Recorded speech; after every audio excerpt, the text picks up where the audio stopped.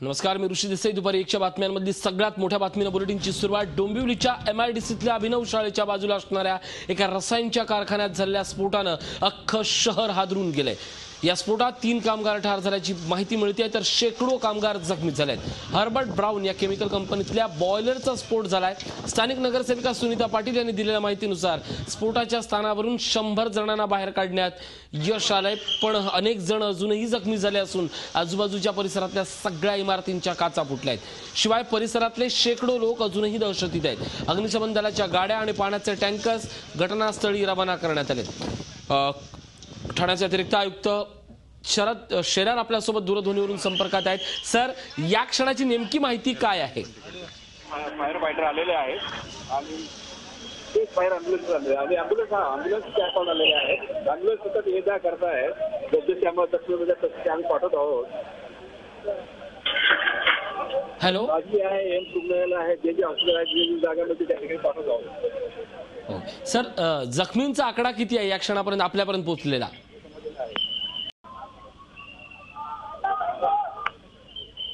Hello Shelar sir, जखमींचा आकडा कितपर्यंत आहे?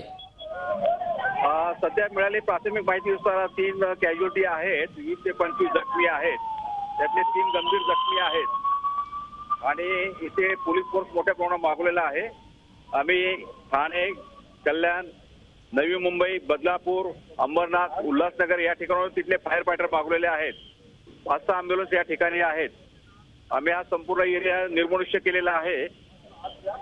नक्कीच शेलार सर, याच संदर्भातला महत्वाचा प्रश्न, कारण थेट वायूचा स्फोट झाल्यामुळे आपण किती किलोमीटरच्या परिसरातल्या लोकांना या संदर्भात काही आदेश दिलेत? बरोबर आहे. हा स्फोट कशाचा झाला तो आपल्याला सांगता येत नाही. वायूचा स्फोट आहे का ब्रॉयलरचा स्फोट आहे हे अद्याप निश्चित झालेला आहे. ते नंतर आपल्याला कळेल. सध्या तरी आम्ही लोकांच्या सेफ्टीवरती जास्त ध्यान दिलेलं आहे आणि ही जी आग जी निर्माण झालेली आहे त्या आग डिफ्यूज करण्याचं काम चालू आहे. साधारणतः 1 किलोमीटर परिसरातल्या सर्व लोकांना आम्ही सुरक्षितपणे हलवण्यास सुरुवात केलेली आहे. नक्कीच शेलार साहेब, आपण म्हणून डोंबिवलीतल्या परिसरातल्या सगळ्या लोकांना चॅनलच्या माध्यमातून काय आवाहन कराल? त्यांना एकच माझं आव्हान आहे की आपण घाबरून जाऊ नये. पोलीस व इतर मशिनरी मोठ्या प्रमाणावर इथं आलेले आहे आणि आम्ही लवकरच परिस्थिती आटोक्यात आणत आहोत. आपापले या परिसराच्या अर्धा किलोमीटर घरापासून जे घर असेल त्यांनी मात्र ताबडतोब दूर जावे या ठिकाणावर. नक्कीच आपल्यासोबत शरद शेलार आहेत. आपण एकूणच परिस्थिती पाहतोय. दरम्यान शेलार साहेब, यातले जे जखमी आहेत किंवा जे मृत आहेत त्यांना नेमकं आता कुठल्या हॉस्पिटलमध्ये पाठवण्यात आले? ते अद्याप मला सांगता येत नाही, कारण माझं संपूर्ण लक्ष आहे या ठिकाणची सुरक्षितता ठेवणे. ते लोक जसे जसे मिळतील तसे एम्स हॉस्पिटल आणि प्रायव्हेट हॉस्पिटल पाठवलेले आहेत. त्याचे डिटेल्स आपल्याला नंतर उपलब्ध करून दिले जातील. नक्कीच. एकच फक्त महत्वाचा प्रश्न, या क्षणी ही आग किंवा वायू कंट्रोलमध्ये आणण्यासाठी किती घटनास्थळी वॉटर टँकर किंवा फायर फायटर बोलवण्यात आले?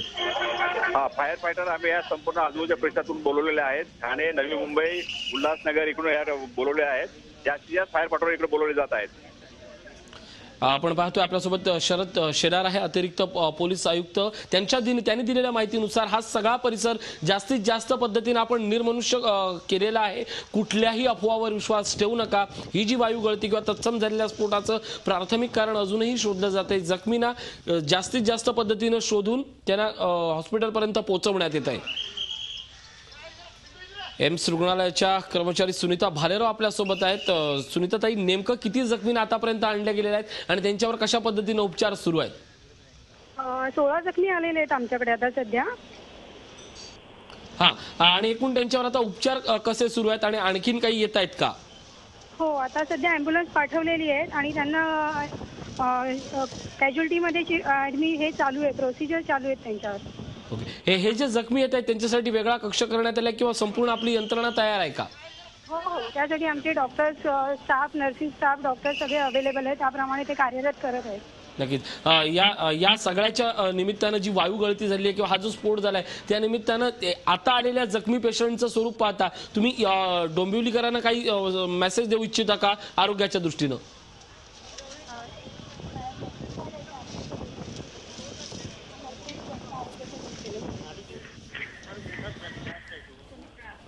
तसं बघितलं तर फार मोठं घटना घडली आहे.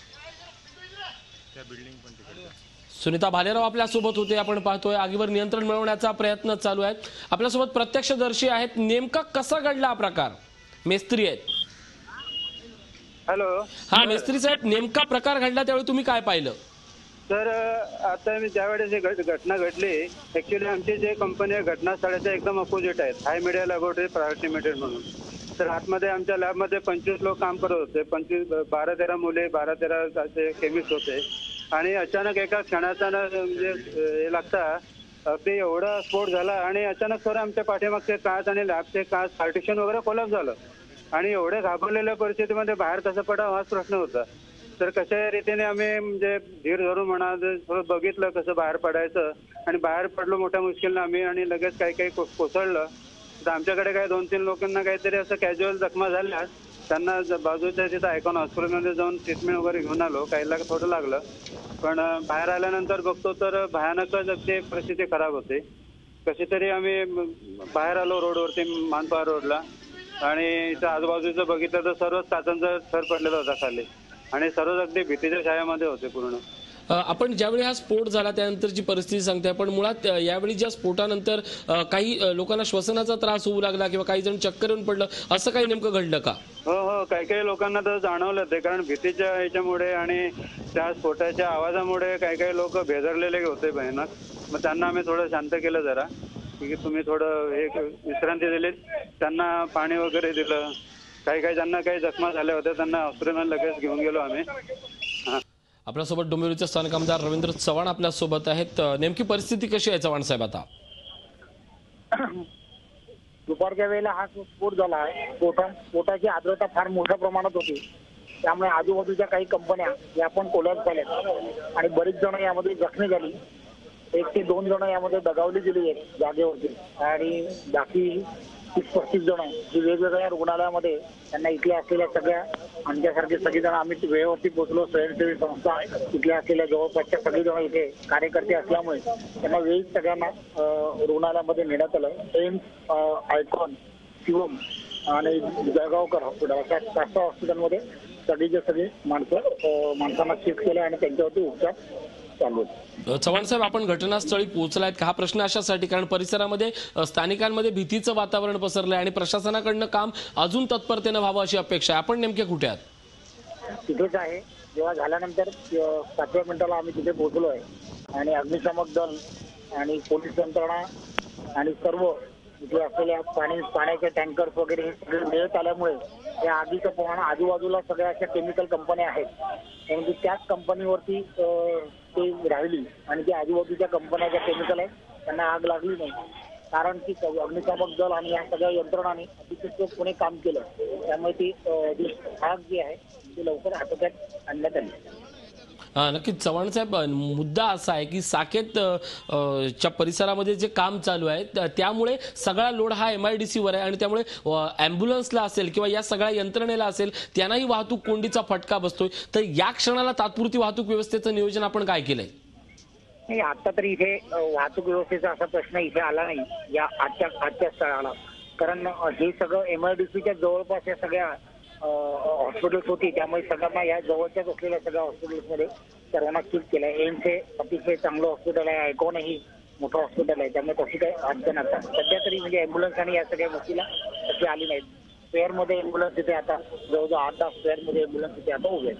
नक्की चव्हाण साहेब, आग, धूर आणि वायू या 3 गोष्टी असल्यामुळे पाण्यापेक्षाही फोमचा वापर प्रतिबंधात्मक म्हणून जास्त आहे. वातावरणात वायू पसरू नये, अफवा पसरू नये म्हणून या सगळ्या गोष्टी लवकर करणं अपेक्षित आहेत. या सगळ्यावर प्रशासन कशा पद्धतीनं काम करते? प्रशासनाचे सगळे अधिकारी, आपत्कालीन सगळी व्यवस्था कल्याण डोंबिवली महानगरपालिकेची शासनाची तिथे जागेवरती आलेली आहे, त्यामुळे ही सगळी जण या सगळ्या विषयांमध्ये लक्ष देऊन आहेत. या स्फोटात जवळजवळ 4 ते 5 किलोमीटर पर्यंत हादरे आणि तडे जाणवलेले आहेत. या सगळ्या परिस्थितीचा विचार करताना या सगळ्या स्फोटातल्या मृतांना, जखमींना आणि जे पीडित आहेत त्यांना आपण कशा पद्धतीनं मदत करण्याचं आश्वासन देत आहे? या संदर्भात शासनाशी नक्कीच बोललं जाईल. जे जखमी आणि जे दगावले गेले त्यांना शासनाच्या माध्यमातून जे काही शक्य आहे ते नक्कीच करण्याचा प्रयत्न आम्ही आमच्या मुख्यमंत्र्यांच्या माध्यमातून करू. नक्कीच चव्हाण साहेब, आणि सगळ्यात महत्वाचा मुद्दा आहे आणि हा मुद्दा आपणच पुन्हा एकदा त्या मुद्द्याला तोंड फोडलंय स्थानिक आमदार डोंबिवलीकर असल्यामुळे की MIDCच्या सुरक्षिततेकडे आता पुन्हा एकदा नव्यानं पाहण्याची गरज निर्माण झाली आहे. या निमित्तानं आपण आता काय आवाज उठवणार आहात? या गेल्या मतदारसंघ जो आहे तो ऍक्च्युली माझ्या मतदारसंघामध्ये येत नाही, पण MIDC हा जो परिसर आहे आणि ह्या परिसरातील सगळे नागरिकांची एक वेगळ्या पद्धतीने आमची नाव जुळलेली आहे. त्यामुळे गेले अनेक वर्ष आम्ही या संदर्भात आवाज उठवत होतो, परंतु या सर्वांना जबाबदार जर कोण असेल तर तिथे असलेले कंपनीचे मालक आहेत. कारण त्यांना वेळच्या वेळी वेगवेगळ्या माध्यमातून, वेगवेगळ्या पक्षांच्या माध्यमातून असेल किंवा वेगवेगळ्या संस्थांच्या माध्यमातून सुरक्षिततेच्या माध्यमातल्या असलेल्या सर्व उपाययोजना तुम्ही करून ठेवल्या पाहिजेत असं वारंवार सांगून सुद्धा ही सगळी मंडळी स्वतःच्या स्वार्थासाठी, स्वतःच्या फायद्यासाठी या सगळ्या ज्या सुरक्षिततेच्या ज्या उपाययोजना असतात त्यामध्ये आम्ही वारंवार सांगण्याचा प्रयत्न केला आहे की यामध्ये कठोर यांच्यावरती कारवाई झाली पाहिजे असं नेहमीच आम्ही सांगत आहोत. नक्कीच या सगळ्याच्या निमित्तानं सिक्युरिटी, फायर आणि आवश्यक संबंधित सगळे ऑडिट आणि सुरक्षेची काळजी घेण्याची गरज निर्माण झाली आहे हे मात्र नक्की. धन्यवाद आमच्याशी बोलल्याबद्दल. आपल्यासोबत रवींद्र चव्हाण, स्थानिक आमदार होते. झी 24 तास रहा एक पाऊल पुढे.